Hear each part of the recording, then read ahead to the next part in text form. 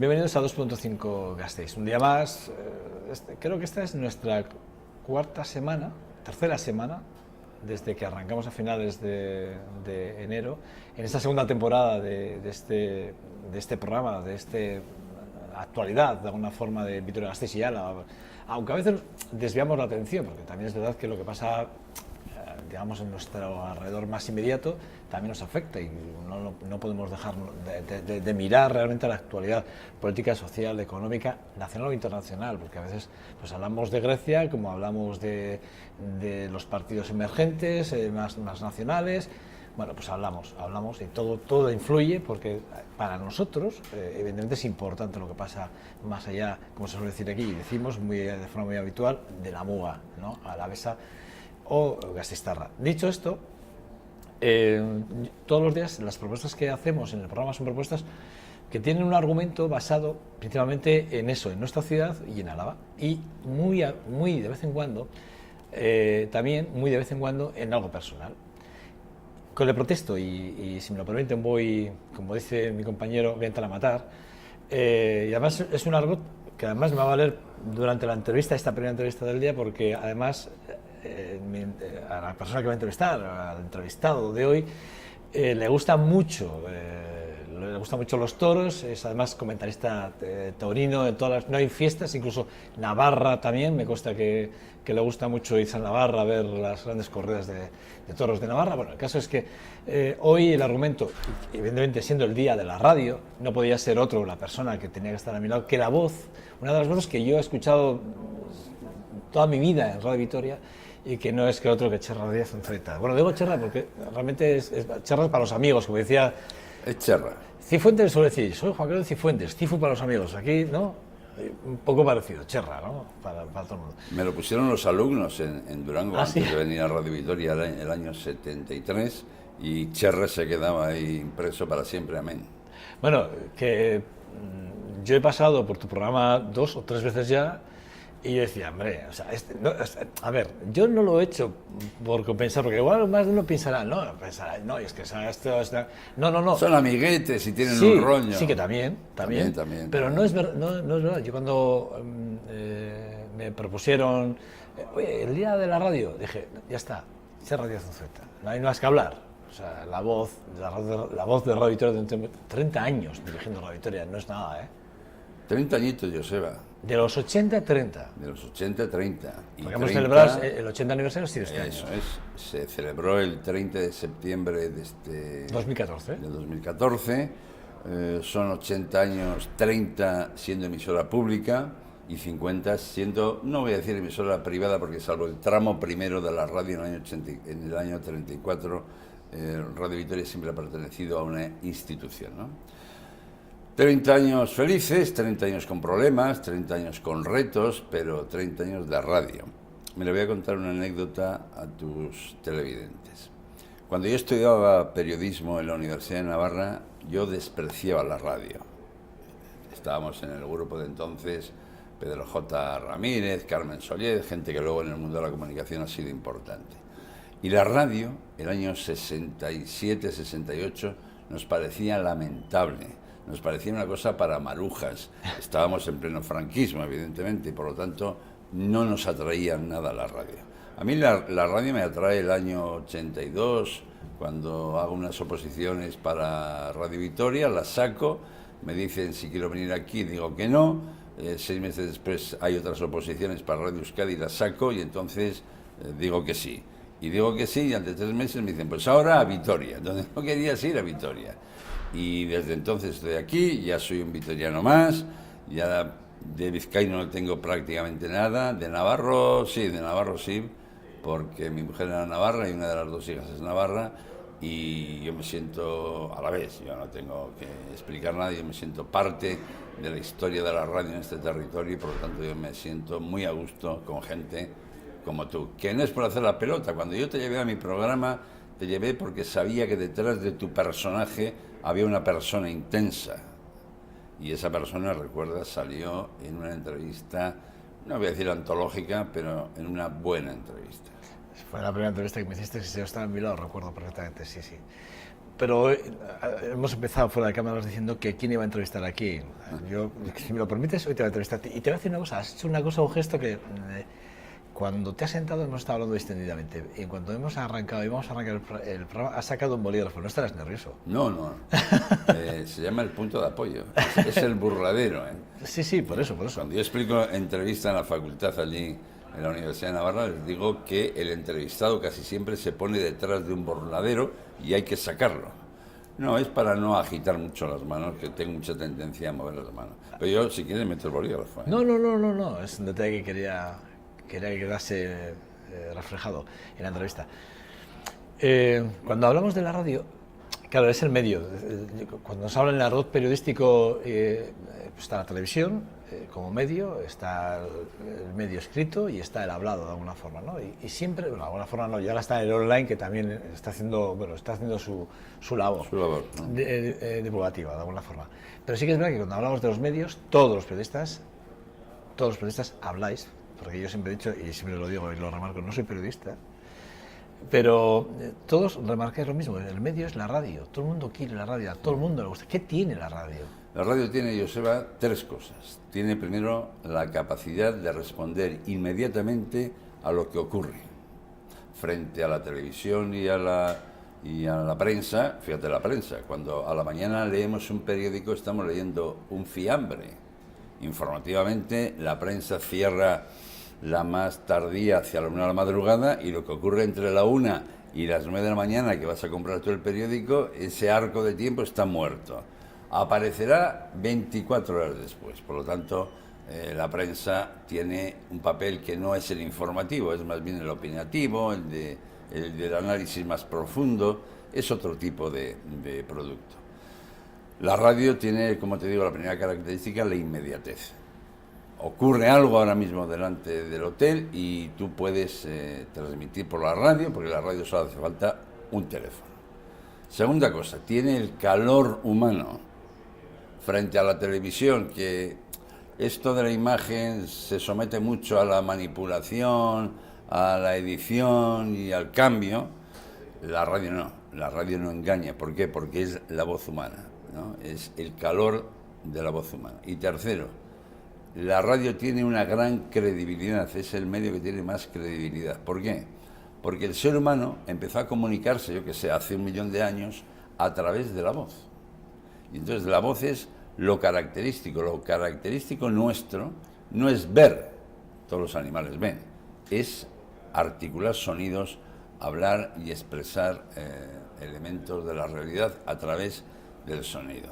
Claro, eso es muy atractivo, eso es, desde el punto de vista profesional, tiene una gran fuerza. Claro, ojo, en el ámbito de la libertad, porque cuando la radio no era libre, era una pachanga, era un engañabobos. No hay que olvidar que los nazis en Alemania utilizaron la radio como el gran elemento para masajear y crear de mentiras verdades, a base de repetir y machacar. Por lo tanto, la radio tiene esencia humana. La radio es humana. Esto de la televisión es un poco aparataje. Y lo de la prensa, los pobres de la prensa, pues esos tienen que lidiar y por eso tiene la gran crisis que tiene, ¿no? No es fácil, ¿eh? Estamos en una situación muy difícil, ¿eh? En este periodo de crisis, Joseba, la radio y la televisión tendrán problemas de financiación por el tema del mercado, pero es que la prensa tiene problemas de clientes. Están dejando de leer el periódico, pero los seres humanos a paladas. Hombre, estamos ya en una era de las redes sociales que prácticamente todo va al teléfono móvil ya. Yo en el teléfono móvil, yo no, salvo, a ver, aquí estoy obligado a leer la prensa, pero la información más inmediata la tengo en tu plataforma, tengo en tu smartphone. tengo no sé qué, tengo no sé cuánto, todas las plataformas periodísticas habidas y por haber, las tengo metidas y me llega toda la información prácticamente al minuto, como tú bien decías antes, de alguna forma. O sea que... Si tuvieses más agilidad, la televisión podría ser una gran competidora de la radio. Pero la televisión en España es lenta todavía, ¿no? Hay algunos intentos en cadenas en Madrid de hacer televisión inmediata pero les cuesta mucho, ¿no? Porque en televisión, en la radio una voz es ya radio, aquí una persona no hace nada. ¿Cómo fueron los inicios? Cherra, ¿cómo fue el primer momento que te enfrentaste al micrófono? ¿Lo recuerdas bien? Ese momento, la primera vez que te pusiste frente a un micrófono, ¿cómo fue? ¿Qué es lo que estabas haciendo? ¿Eran informativos? ¿Estabas haciendo algo más? Estaba, Joseba, en el hotel Villa de Bilbao. Era el último domingo de mayo del año 1983. Y estaba sentado con la que luego fue mi compañera profesional, Pachu Lejabarrieta, frente a 2 micrófonos en una sala del hotel, retransmitiendo o construyendo el programa electoral, porque se habían producido las elecciones municipales y forales. Y recuerdo que lo primero que hice fue saludar y entrevistar a Roque Retolaza, a don Luis María Retolaza, que era entonces el consejero de Interior que llevaba todo el aparato, todo el tinglado electoral. Y me acuerdo perfectamente: Gabón, buenas noches, les saludamos desde Radio Euskadi en una emisión inicial desde el hotel Pum Pum, y hicimos la noche electoral. Lo primero que hice fue la noche electoral. Ahí es nada, Unos meses después, eso fue en el 83, en mayo, pues luego 2 meses después, la emoción de retransmitir el chupinazo en Pamplona. Eso fue una sensación de que me superaba y me elevaba la tensión de lo que estaba viviendo, ¿no? Pidiéndole al cerebro que fuese ágil y que te dijese muchas palabras, muchos adjetivos para narrar lo que estaba viendo. Me ha gustado casi siempre la radio en directo. Grabar, de vez en cuando grabo alguna cosa, porque si no hay más remedio que grabar, pues se graba, pero me gusta la radio viva, la radio en directo, la radio caliente, la radio que puede hacer un comentario, pues porque ha empezado a llover, ¿no? Esa es la radio que me gusta. ¿Qué años tenías por entonces? Tenía 31 años, creo que tenía. 31 años. Venía a dirigir una parte de un colegio de jesuitas en Durango y me lancé. Había hecho algunas colaboraciones en prensa, pero me lancé a la radio porque tenía un elemento a mi favor, y es que había estado durante 10 años dando clases. Claro, la facilidad para hablar, para arrepentizar y para construir oralmente era muy grande, porque había estado 10 años ensayando con los alumnos, ¿no? Y entonces la radio me resultaba fácil. Siempre me han criticado que no escribo las entrevistas, no escribo las preguntas, no escribo las presentaciones. Bueno, mi estilo es más bien verso libre. Bueno, yo hay algunas entrevistas y te vale que tampoco las hago, en este caso contigo no, es que tengo un pequeño guión que me he hecho, pero es un guión simplemente para tener 4 datos que me lo leí muy bien anoche y cosas que me he escuchado tuyas y ya está, ¿no? Es que y luego ya me dejo hoy llevar no te un poco... toca un Miura, hoy te toca una vaquilla. No es verdad. Contigo corro muchos riesgos y los que te conocemos sabemos que corremos muchos riesgos cada vez que te entrevistamos. No, ¿cuántas veces han dicho, cuando te han oído hablar en un bar o esta la voz y te dicen, mira, pues fíjate, yo pensaba que eras de otra forma, o sea, de forma física? ¿Cuántas veces te han dicho? Casi siempre. No sé por qué, pero se produce una distorsión, es decir, el oyente a través de tu sonido, de tus palabras, de tu voz, de tus inflexiones, construye una imagen física, te hace alto, bajo, joven, viejo. Claro, luego te ven en la realidad y se quedan un poco cortados. La última, una taxista que el otro día me llevaba a la emisora y me dijo, ¿es usted de Radio Vitoria, verdad? Y pensé, hombre, he dicho a Radio Vitoria, no es tan difícil de deducir, ¿no? Pero sí, la voz construye, te hace soñar. La voz te hace soñar. Yo creo que es las imágenes no te hacen soñar, te conducen a donde ellas quieren, y la prensa, esa no te hace absolutamente nada de soñar. Eso es un medio que yo creo que desgraciadamente, Joseba, va a desaparecer. No sé si en 10 años o en 15 años, pero en el mundo de la comunicación no tiene sitio. Porque claro, como tú dices, Internet no es el cuarto medio de comunicación. Internet es ahora mismo un patio de monipodio donde puede ocurrir de todo. O sea, yo puedo hacer de Joseba Cabezas en 10 minutos entrando en la red y haciendo un tuit a cuenta tuyo. O sea, sí, claro. Eso, esa inmediatez, pues bien aprovechada sería interesante. Pero ahora mismo Internet es, bueno, una selva, un circo, ¿no? Hay redacciones periodísticas que siguen mucho Internet para construir sus noticias. Yo suelo decir, mala redacción informativa. La redacción informativa la tienen que hacer los periodistas. ¿Qué paso estamos? ¿Cuántas veces te han dicho esto no lo puedes decir o esto sí lo puedes decir y si lo dices lo tienes que decir de esta forma? No, muchas veces. ¿Y ese momento cómo es?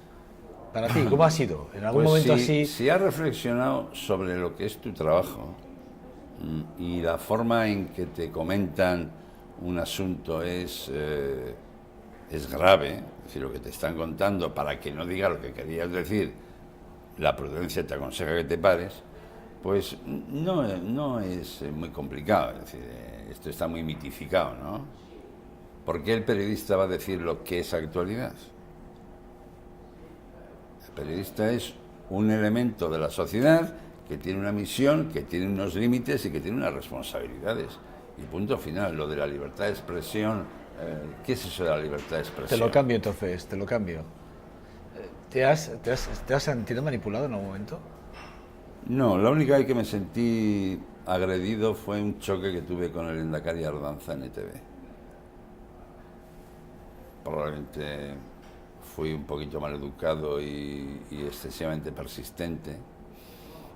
Era un programa con 4 periodistas preguntándole al Lehendakari, y el Lehendakari responde, estoy hablando de Ardanza, es decir, estoy hablando del año 91, no me acuerdo cuándo, y se enfadó mucho conmigo.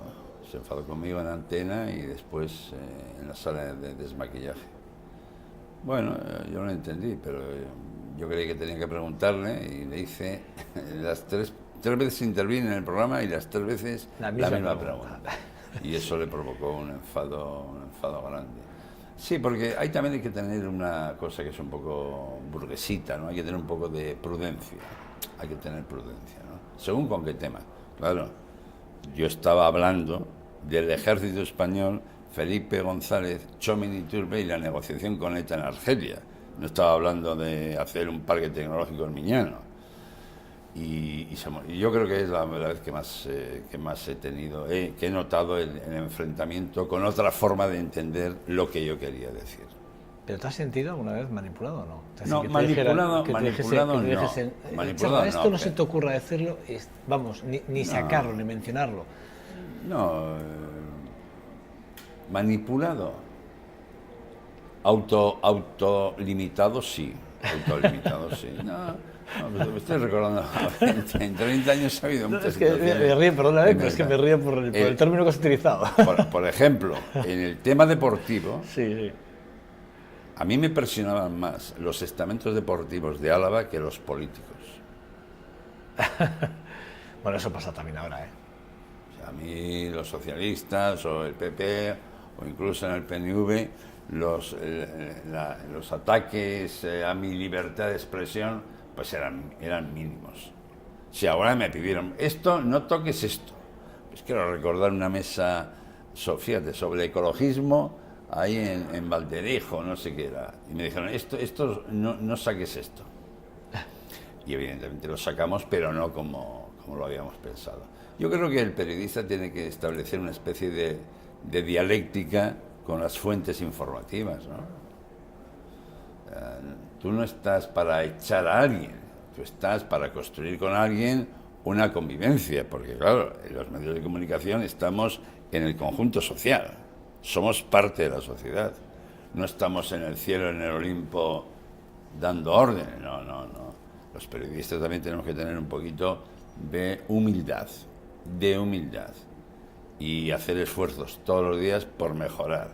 Que hay periodistas, y muchos periodistas, que llegamos y creemos que ya está. No. Esto es un ejercicio dialéctico continuo de explicar a la audiencia la realidad. Oye, estoy como en la universidad, me he puesto casi en plan catedrático. No. Voy a decir una cosa. Ustedes, claro, le oyen en la radio Es rara vez, estas pocas veces que lo he visto, y ustedes le van a ver en televisión, pero yo, que con él he coincidido 2 o 3 entrevistas, es un hombre que, si se dan cuenta, no me mira, o mira de vez en cuando, pero le distrae, no es que le distraiga, sino que él presta atención a todo lo que se genera alrededor, sea bien ventanal, sea gente que pasa a través de las cámaras, al otro lado de las cámaras, pero es así, este es Cherra, es puro y duro, y cuando no, le verían en un estudio, está hablando contigo y está haciendo dibujitos en un papelito, y está pensando, te está escuchando, está pensando, es así, ¿eh?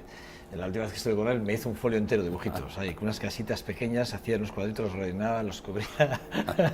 No sé si está bien que lo diga, pero yo creo que es bueno que sepan qué es lo que pasa. Es en el making of, en la en cocina. En esa parte Sí, de, sí, sí. bueno, más los gestos que se hacen a la pecera, que se le llama, donde está el técnico de sonido, los compañeros de la red. Joseba, en la radio hay que ser muy rápido, muy ágil. En la radio hay que tomar decisiones casi en segundos, ¿no? Y entonces eso me lleva mucho a moverme. Aparte de como esto es novedad para mí, porque en televisión yo he hecho muy poquita televisión, pues estoy un poco a todos los detalles. Porque contigo, como sé que todo lo que me digas va a ser bueno, no tengo ningún problema.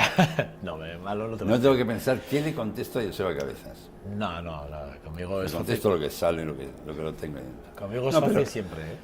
Volviendo al tema de la responsabilidad social de los periodistas, eso es muy importante, ¿eh? Sobre todo muy importante enseñar a las jóvenes generaciones de que esto del periodismo no es libertad de expresión pura y dura, que la libertad de expresión está en un contexto, está en un momento determinado de la historia y que por lo tanto tenemos que tener sentido de la responsabilidad.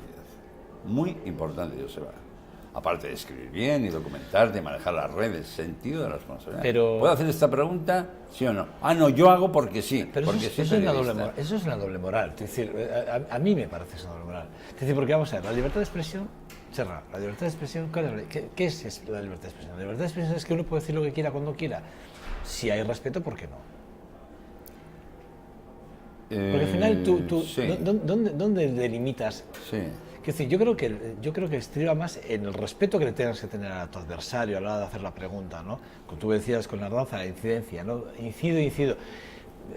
Libertad de expresión, claro, es que a mí me interesa este tema súper importante. ¿Por qué?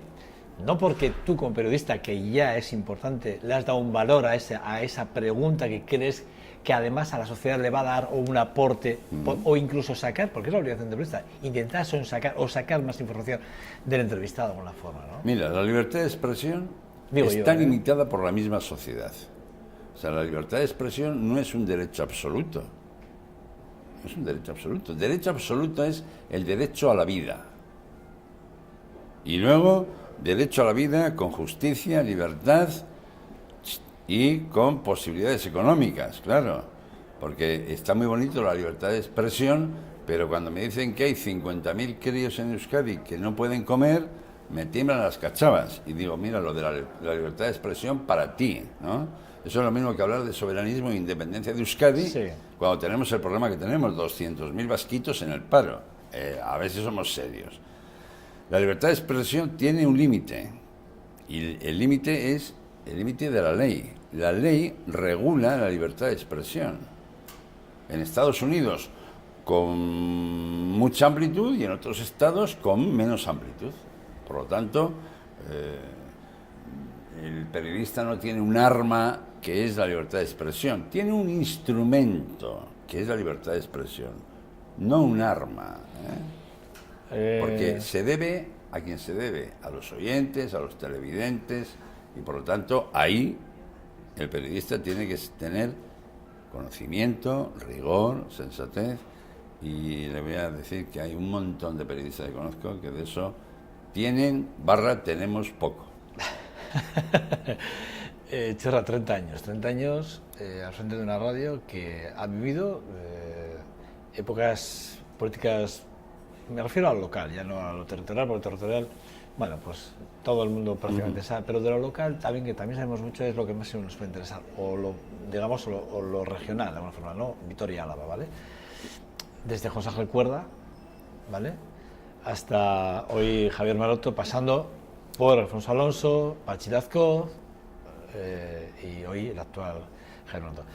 Dime, con todo esto, porque mira que hemos hablado de la victoria de José Ángel, hemos hablado de aquel chavalín que llegó, el señor Aranzábal, que llegó allí, ¿verdad? Alfonso Alonso, luego ese único mandato de Pachi Lazcoz, y luego Javier Maroto, que bueno, con sus claroscuros, que en todos estos años que has vivido la política local muy de cerca, ¿con qué te quedas y qué rechazas de plano? ¿Qué es lo que qué es lo que te ha gustado y qué es lo que no te ha gustado o no te gusta? Lo que más me ha gustado es que se ha hecho una ciudad para vivir con generosidad. Esta es una ciudad generosa, porque se ha construido con generosidad. Es decir, no hay atascos excesivos, no hay presión demográfica excesiva, todo tiene una medida, ¿no? Este barrio en el que estamos, esto se hizo en un estudio de un arquitecto, ¿no? Se diseñó el barrio, y yo creo que se diseñó el barrio con el sentido básico de lo que entendía Cuerda que tenía que ser la ciudad, y Cuerda lo tiene muy claro: la ciudad es el ser humano. Esta es una ciudad humanista, con problemas, ¿eh? Si quiere hablamos de la RGI o de lo que se quiera, pero quiero que me hagas un repaso, si puedes. Lo que más me gusta de la ciudad es eso. Lo que menos me gusta es la falta de autoestima de sus habitantes. El 50% de la ciudadanía, cuando yo llego aquí el año 83, no ha nacido ni en Vitoria ni en Álava. El 50%. Por lo tanto, frente a los vitorianos que decimos de toda la vida, hay el 50% de la población que ha ido bulliendo en los últimos 30 años y conformando una nueva forma de ser de Vitoria. Bueno, pues en esa nueva forma de ser de los vitorianos veo poca autoestima. Y yo me pregunto, ¿esto de qué se quejan? Yo conozco Pamplona, conozco Logroño, conozco Bilbao, conozco San Sebastián, Donosti, etcétera, y digo, tenemos una ciudad fenómena. Solo le falta una cosa a esta ciudad: que ahora saliésemos a la calle y tuviésemos enfrente al mar Cantábrico, con playa o sin playa. Lo demás es una ciudad, desde el punto de vista de servicios, de la convivencia, de la seguridad ciudadana, de los equipamientos sociales. Oiga, con una plural democrática que ya la quisiera para sí el señor, qué sé yo, el señor Washington, que ese era la ley de la democracia. Alcaldes nacionalistas, socialistas y populares. Falta solamente ya un alcalde de Bildu, a ver si sale en mayo, y hemos cubierto, ya sé que me va a decir usted, y Podemos más tarde. Que es una ciudad, yo no le veo pegas a esta ciudad en lo físico, material, organizativo. Lo veo en el carácter.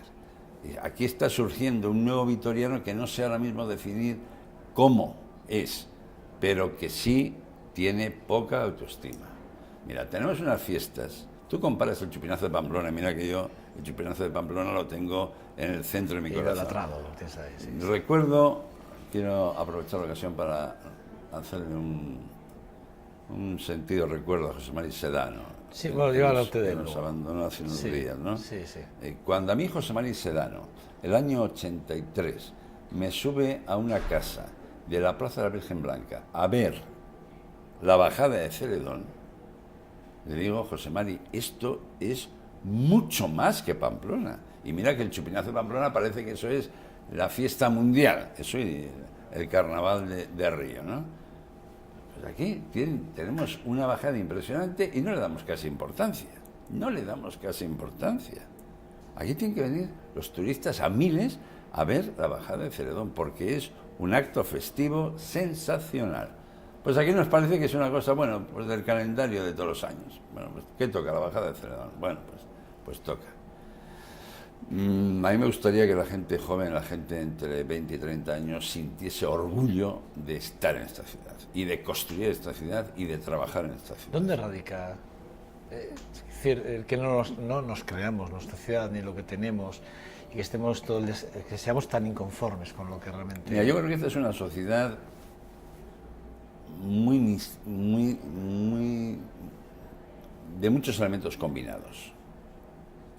Es decir, Aquí están los hijos de la primera emigración, de la segunda, de la tercera, la gente que está llegando a la ciudad. Aquí estamos construyendo un magma social. Un día me decía Emilio Guevara que a ver a dónde va, ¿no? Por ejemplo, cuando se construye el barrio del Aqua, la primera pregunta que nos hacíamos los periodistas es: políticamente el Aqua, ¿de quién va a ser? O Sabalgana, ¿de quién va a ser? Pues no es de nadie, es de una mezcla. Aquí hay una mezcla de estilos, de pensamientos, de opciones políticas. Es una ciudad muy democrática, donde la gente que tiene dinero no se significa frente a la gente que no tiene dinero. La pequeña burguesía aquí está tapada, no aparece, ¿no? Entonces necesitamos gente referencial. Por ejemplo, en el mundo de la medicina tenemos dos monstruos, más, pero dos. Dos referentes importantes, internacionales. Don Eduardo Anitua y el señor Sánchez, don Miquel Sánchez.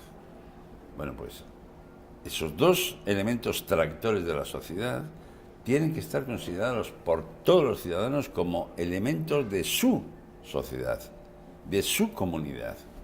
No algo que está por ahí, lo que ocurre con el Baskonia o con el Alavés. Es que eso tiene que ser sentimiento general, ¿no? Las fiestas, nos faltan periodistas de referencia, nos faltan escritores de referencia. Así que alguien me va a decir: Bernardo Achaga, bueno, pero Achaga vive en Vitoria, ya, pero no, pero es... Sí. Achaga no es de este mundo, Joseba, está en otro sitio, ¿no? Y yo creo que con un par de líderes, necesitamos líderes en el ayuntamiento y en la diputación, líderes, muy importante, Joseba, en la sociedad contemporánea, en la dinámica social, que haya líderes. Se escucha en esta pregunta, ¿es cuestión de carisma? Es cuestión de inteligencia. El líder tiene que tener inteligencia, tiene que tener claridad y tiene que tener empatía.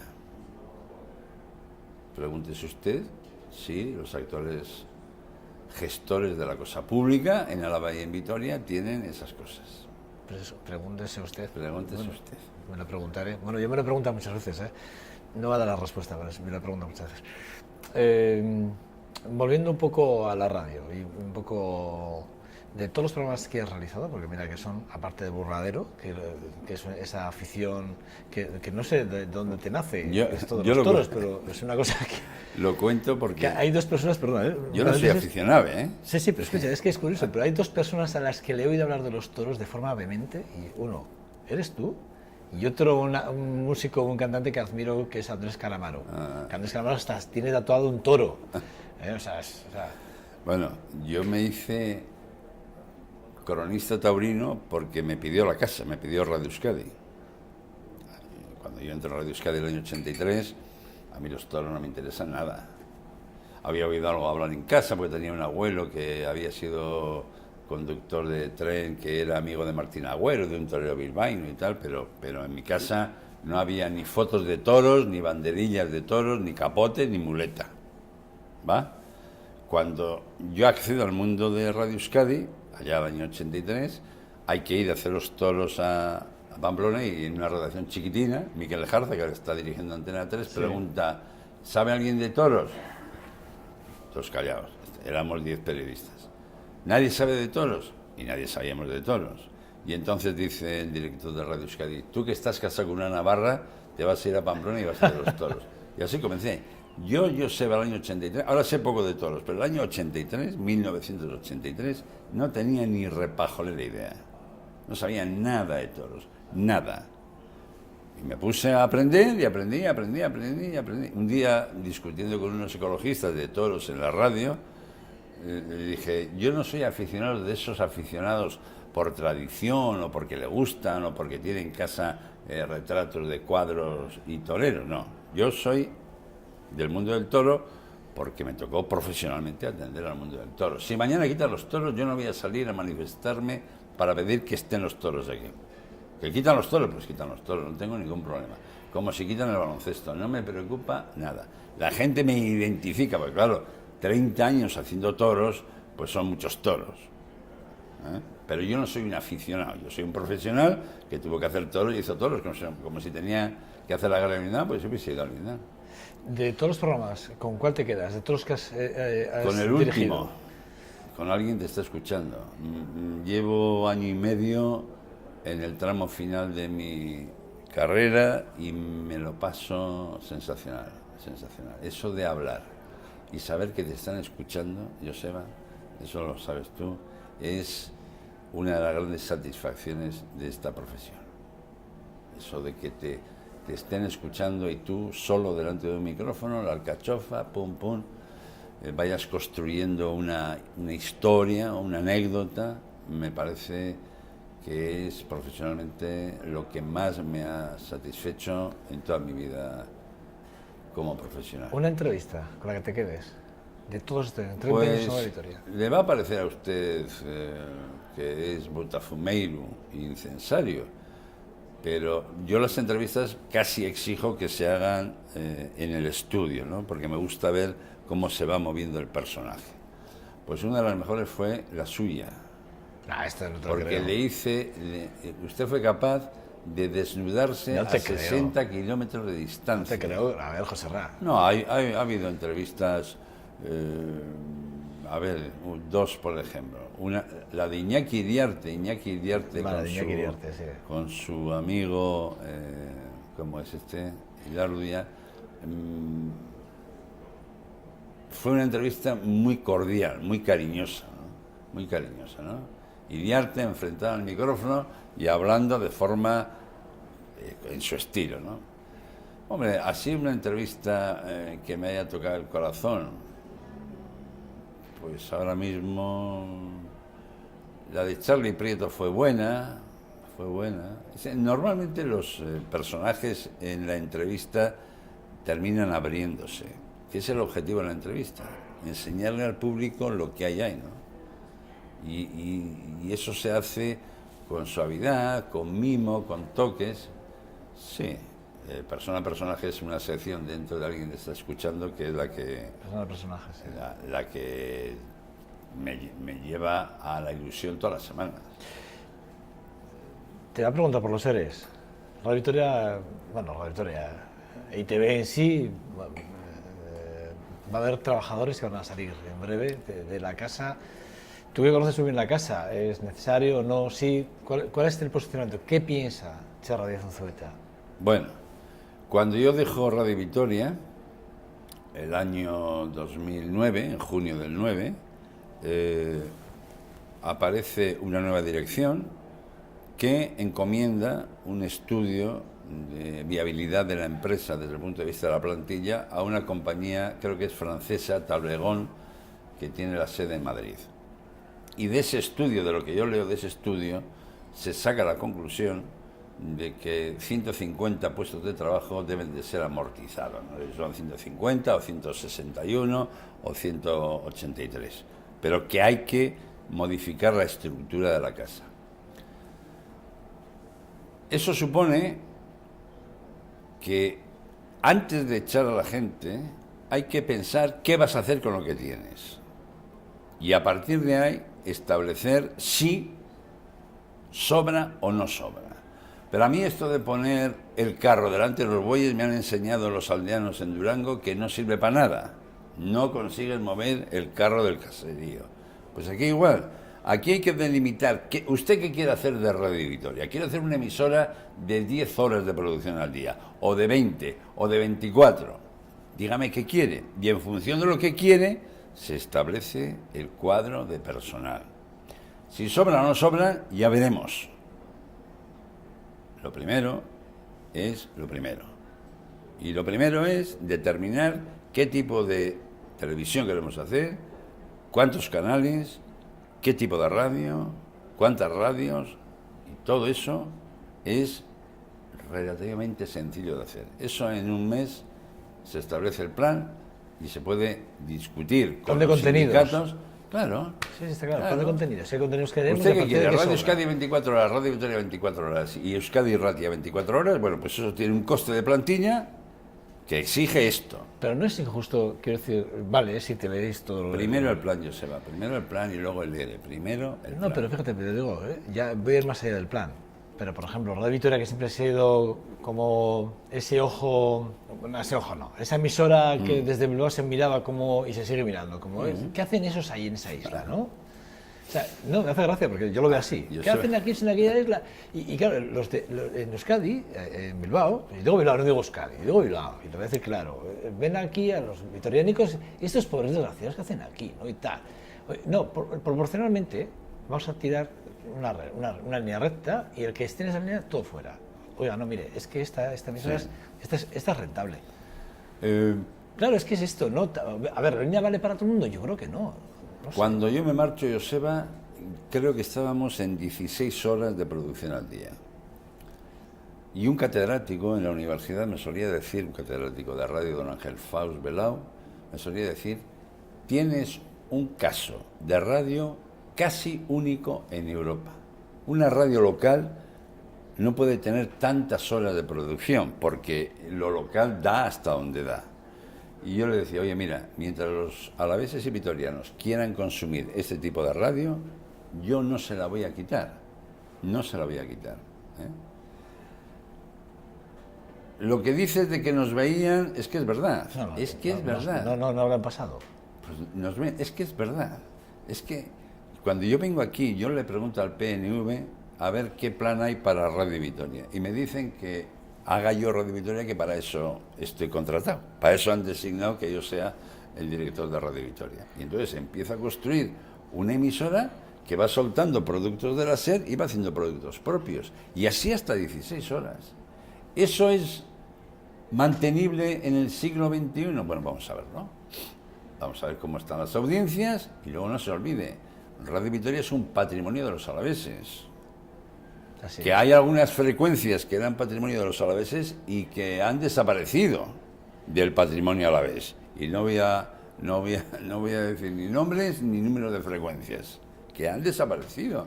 Y cuando se cierra un medio, Joseba, la sociedad pierde cualitativamente algo muy importante, que es una voz de libertad, una voz de comunicación, una voz de socialización. Yo no sé si hay que mantener Radio Vitoria 24 horas, pero desde luego que hay que mantener Radio Vitoria no tengo absolutamente ninguna duda. Lo que tienen que tenerlo claro son los que lo tienen que tener claro, que no sé si lo tienen nada claro. Tenemos que ayudar a que lo tengan claro. Eso, los políticos no van a saber de todo. No, yo creo que yo con todo el respeto que te tengo, creo que te equivocas. El político es algo que es un ente, o sea, por sí solo, ideológicamente se sostiene, por sí solo. O sea, bueno, es verdad. O sea, tú... bueno, no vamos a hablar de los políticos más de la cuenta porque tampoco quiero perder tiempo en ellos ahora. Pero para acabar, mencionabas a José María Sedano, evidentemente una figura, una voz, que nos ha dejado recientemente, hace menos de 15 días. No sé, una frase, una palabra, algo que lo defina. ¿Cómo lo definirías tú? ¿Cómo lo resolverías esa ecuación de José María Sedano? ¿Será? José María Sedano era el tipo más enamorado que he conocido en mi vida de una ciudad, de un territorio, de unas costumbres, de una forma de ser.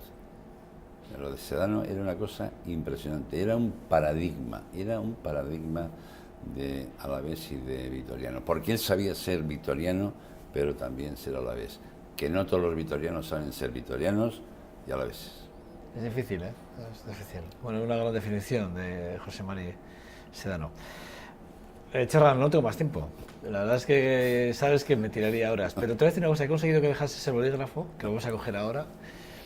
He conseguido que centrases la mirada y he conseguido que te ajustases la chaqueta 3 veces.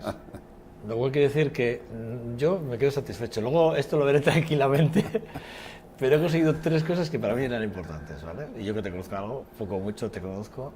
Bueno, ¿por qué cree que digo que es usted un monstruo de la comunicación? ¿Qué va? A las pruebas me remito. Pasa que me quieres mucho, te lo he dicho siempre, me quieres mucho. No, creo que tengo una cualidad y es pillar a la gente que siente la comunicación como algo fundamental en su hacer profesional.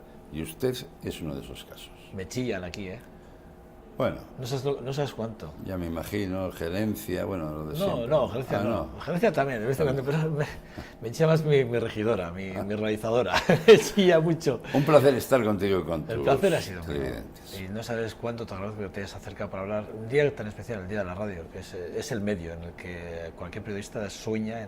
Yo estuve, creo que más de 8 años, creo que fueron casi 12 años de radio. Y no siendo periodista disfruté muchísimo de la radio, hoy disfruto de la televisión, ¿no?